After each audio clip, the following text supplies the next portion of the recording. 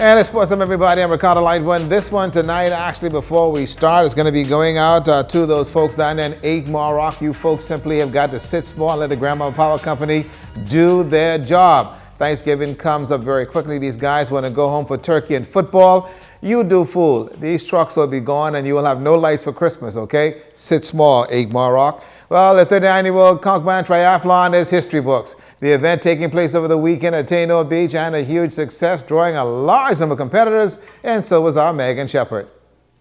The race of endurance began bright and early Saturday morning on Taino Beach as the sun made its way over the horizon. The first leg of the event was the 750-meter swim. From the swim to the 20K grueling bike ride, and then to complete the race, the 5K run. Stephen Larson traveled to Grand Bahama from Denmark for the event, and it was all worth it as he won first place individual for the 12th time. Usually we have a strong headwind going out, but today the wind was the opposite. We had a headwind coming back.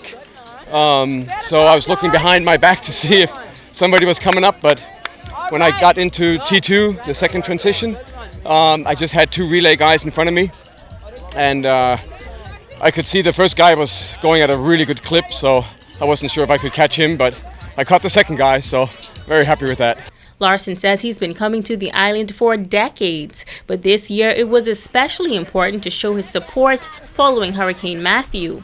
I've been here for many, many years with Bert, and I started triathlon back in 1983, so almost at the beginning of this race. And I love coming here because it's one of the few traditional original races left that has that vibe that the early races had.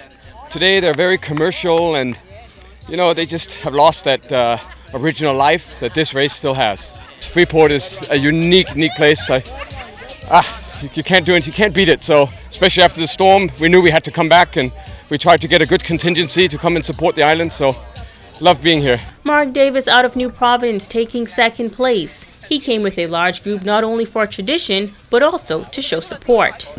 We all did well. We all put out a good effort, and we're here to support Freeport again, but also we're here because of all the damage the Hurricane Matthew has caused, and we want to help out the community as much as we can.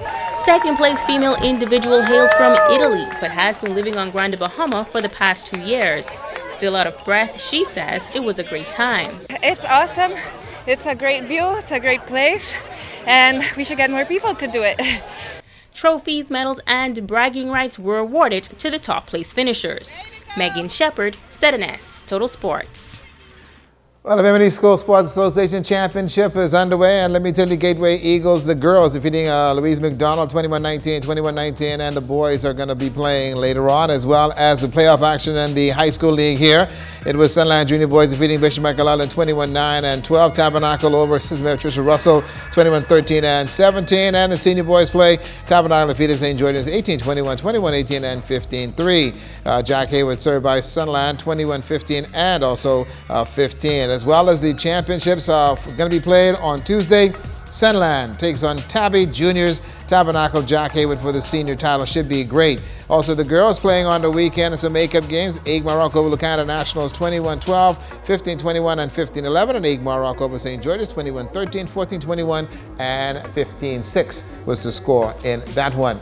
Well, some pretty good news for John Quill. J.J. Jones back on court Sunday. Caribbean Women's Basketball League. J.J. 13 big points, 4 block shots, and cleared 13 rebounds, and Warrior buying 63-57 win over Esperd.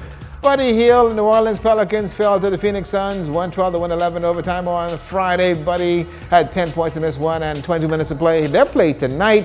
They're going to be taking on Golden State, and they are still 0-5. Buddy, you guys got to win a game before the season's over.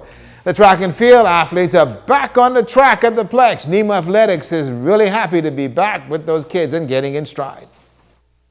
Thursday was awesome at the Grand Bahama Sports Complex as the track and field athletes worked out in preparation for the upcoming season.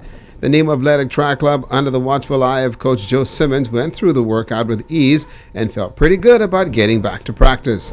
Coach Simmons says getting the athletes back and doing what they love after Hurricane Matthew is essential. They'll, talk about what they went through during the storm. It's kind of bringing some sort of normalcy to their lives. And knowing that, okay, I'm not the only one that went through what happened.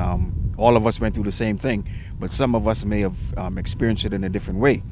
And so they're kind of sitting down and walking around and discussing that. And so I see kind of, the laughter on their face. After all, Matthew has kind of destroyed them in a way, but after all, it's laughter on their face now. The Hurricane left the complex in a tizzy with down fences and also a crippled grandstand.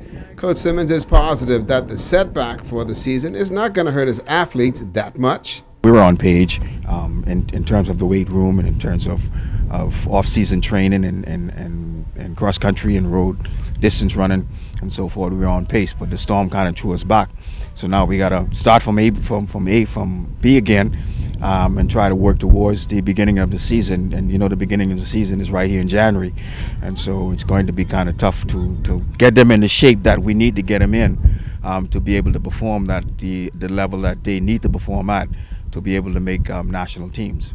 The spirit of the young people on Grand Bahama is like no other. They endured the destruction of Hurricane Matthew, and today some are without food, without clothes, and yes, without a place to call home. Yet their determination to be the best athlete possible is evident in their faces. My money is on these young people to do just that. And I got to say congratulations to the Dallas Cowboys and, yes, the Oakland Raiders. Way to go, guys. That's a look at your sports tonight.